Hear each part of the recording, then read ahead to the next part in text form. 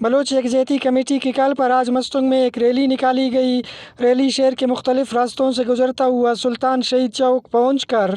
جلسے کی شکل اختیار کر گیا۔ مظاہرے میں شامل کارکنوں کا وش نیوز سے کہنا تھا، آج بلوچ یکجہتی کمیٹی کی جانب سے آج جو تیسرا فیز ہے اس میں احتجاجی ریلی اور احتجاجی مظاہرے کا انعقاد کیا گیا۔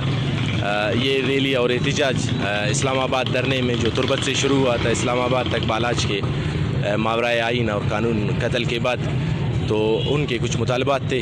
جو ایک لانگ مارچ کی صورت میں آئی، پھر اس کے بعد پورا بلوچستان ایک تحریک کی شکل اختیار کر گیا یہ دھرنا۔ تو وہ جو مطالبات ہے جن میں ان لوگوں کا محاسبہ کرنا، سی ٹی ڈی کو غیر مسلح کر دینا اور ایکسٹرا جوڈیشل کلنگز بند کر دینا، ماورائے آئین لوگوں کو اٹھانا، ان تمام چیزوں کو بندی کے لیے جو مطالبات تھے۔ دا بلوچ یکجہتی کمیٹی ارا کہ اسلام آباد پریس کلب نمونہ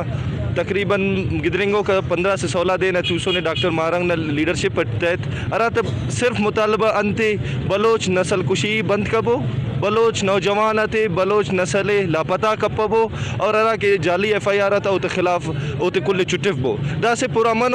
منو احتجاج سے ارا تے صرف مقصد انتے بلوچ بکانہ حفاظت کرنی، بلوچ نسل نے حفاظت کرنی۔ دانے علاوہ ارا کہ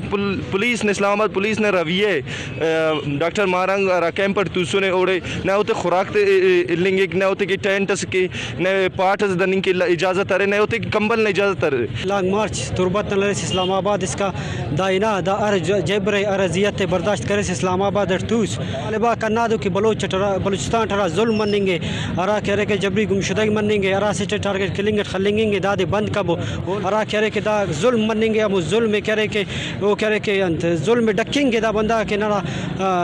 بلوچ یکجہتی کمیٹی نہ کہہ رہے کہ ارا کہ درنا یا مور مقابل طولفین نہ او دیکھ مسترد کے نہ کہہ رہے سوال کریں گے کہ بلوچستان کہہ رہے کہ نہ تو ظلم منیں گے، ظلم نہیں تو ان منیں گے، نہیں تو ظلم تو دا منیں گے، کم از کم نہ خلنگیں گو نیتنا کھرنگوس نیتنا کہتنگوس کربستان دفنافنگوس۔ جو خواتین اور طلباء سمیت لوگوں نے بہت بڑی تعداد میں شرکت کیا۔ مظاہرے سے مقررین نے خطاب کرتے ہوئے لاپتہ افراد کے لواحقین کے اسلام آباد دھرنے کے مطالبات تسلیم کرنے کا مطالبہ کیا۔ کیمرہ ٹیم کے ہمراہ فیض درانی، وش نیوز، مستونگ۔